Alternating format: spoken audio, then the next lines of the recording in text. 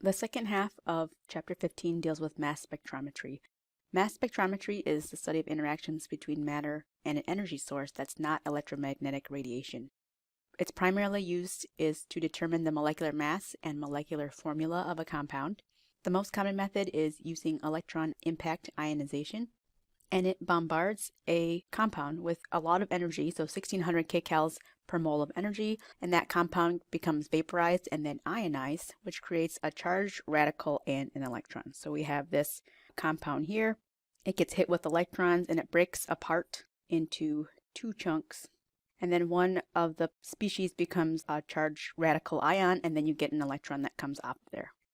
So the radical cations are the molecular ions, or the parent ion, and that can undergo further fragmentation until there's only one fragment that is uncharged.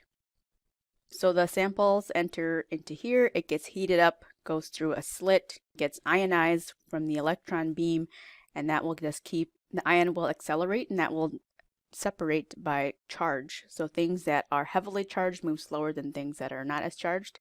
So uncharged radical fragments are not deflected by the magnetic field and are not detected. So basically their molecule goes into this end and then it gets put into a computer, and the molecule will continue to break up into smaller and smaller pieces depending on how it's put together. So what you're going to see here is a couple of things. You have the structure of methane. This is CH4. The tallest peak is the base peak. And these are relative. It's called relative abundance. So 100% of the molecule is here.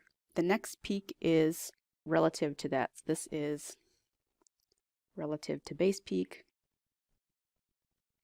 So we know the mass of this is 16, and that's what is registering here.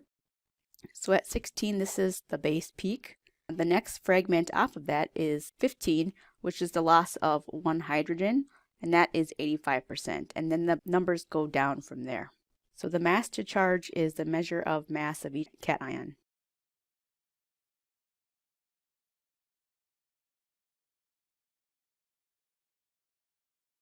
So this is the cation that's being measured, and that is the radical piece that is lost. So this is the fragment for the mass to charge of 15.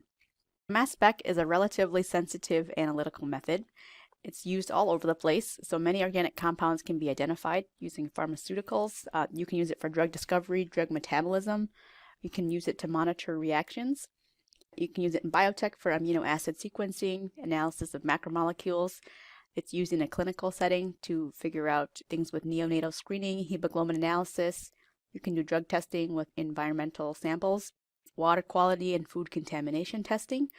There's geological uses. You can evaluate oil composition, forensics. It can detect explosives and a variety of other things. And most recently, detection of components and metabolites of cannabis. And there's lots of more uses for mass spec. And recently our department has acquired several new different instruments to use with mass spec. So when you're analyzing the M+ radical peak, again, this is the base peak, which is the biggest peak, and the tallest one is always going to be 100. Everything off of that is relative to that peak. So in the mass spec for benzene, which is this structure here, the M+ peak is the base peak, but that's not always going to be the case. The M+ radical peak does not fragment easily, specifically for benzene, because it's hard to break benzene up into smaller fragments that will be stable. This structure, pentane, we have 5 carbons here. This is the base peak here,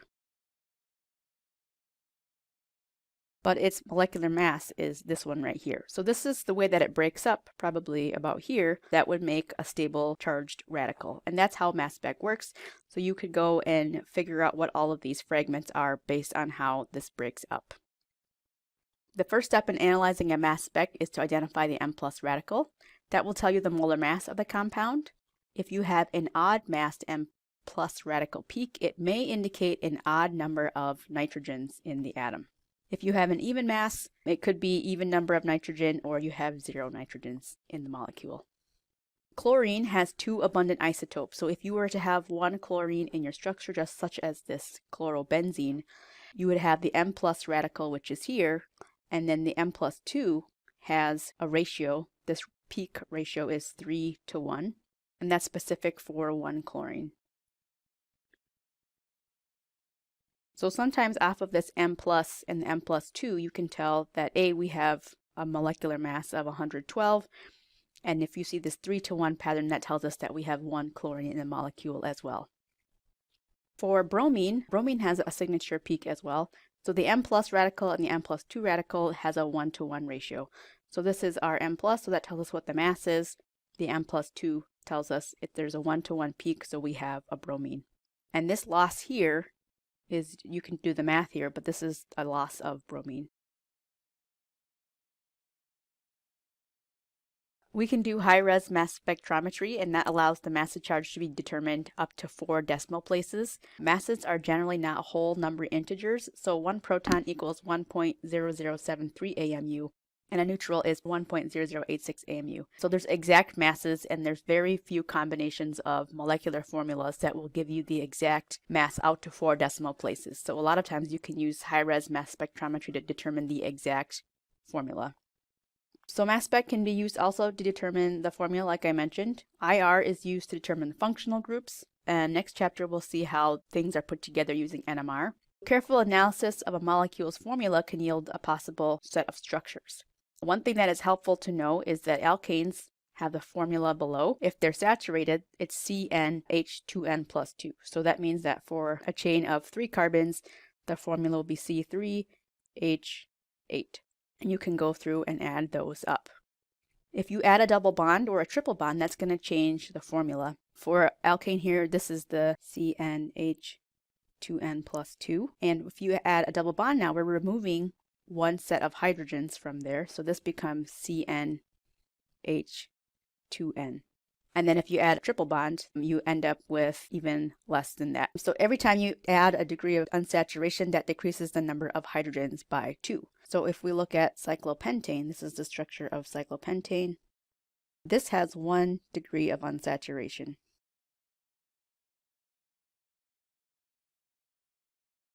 So when we closed the ring, we were taking away 2 bonds, 2 hydrogens. So this formula is C5H10. If we consider the isomers of C4H6, we can figure out how many unsaturation sites there are. So 1 degree of unsaturation equals 1 unit of hydrogen deficiency index, the HDI, or I tend to use the term RDB because that stands for ring or double bond. If you have the formula C4H6, this is C4, there's 2 hydrogens, 4, 5, 6. So you can have combinations where it's 2 double bonds, 1 triple bond.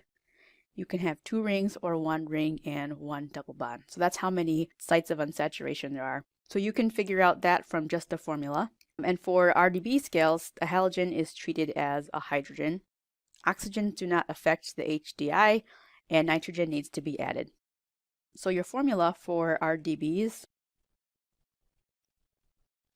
so the number of RDBs, so rings or double bonds, equals 2 times the number of carbons plus 2 plus the number of nitrogens minus the number of hydrogens minus the number of halogens all over 2.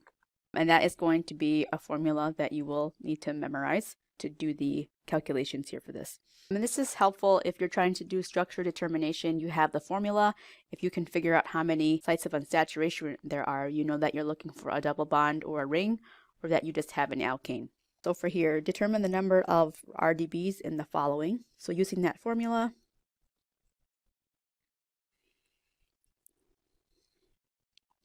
(2c plus 2 plus n minus h minus x). 2 times 5 plus 2. We don't have nitrogens. Subtract 7 minus 1 for the bromine, all over 2. So that equals 12 minus 8 over 2 equals 4 over 2 equals 2 rings or double bonds. And then for this formula down here, 2c plus 2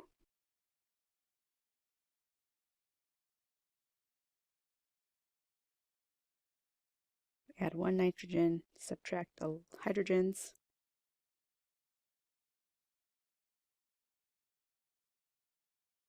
So we have 5 rings or double bonds. Calculating the RDBs can be very useful. For example, if there is 0, the molecule cannot have any rings or double bonds or triple bonds. So based on that, propose the structure for a molecule with the formula C7H12O. We know that the molecule has the following IR peaks. There's a strong peak at 1787. Okay, so we have a strong peak at 1687 and then no IR peaks above 3000. So we'll have to go back and think about what kind of peaks show up in these areas or don't show up. What we want to look at first is the RDBs. So we have 2 times 7 plus 2. And then we don't have to do anything with oxygen. So you're just going to subtract the number of hydrogens. So we have 14, 15, 16, minus 12 for 2. So we should have 2 rings or double bonds. A strong peak at 1687, that's usually a carbonyl, and then no IR peaks above 3000. So this tells me that we have no alcohols and no sp2 CHs. So if we can't have double bonds and we have 2 rings or double bonds, we have this one double bond. The other one is probably a ring.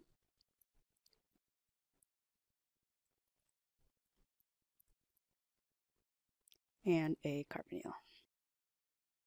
So if it's C7, you could think of this as a possible structure, this, something like that. So these are all possibilities, and based on having the formula and the IR, that's all that we can really tell right now. But once we learn NMR, we'll be able to decipher all of these individually, so you could tell exactly which structure you have.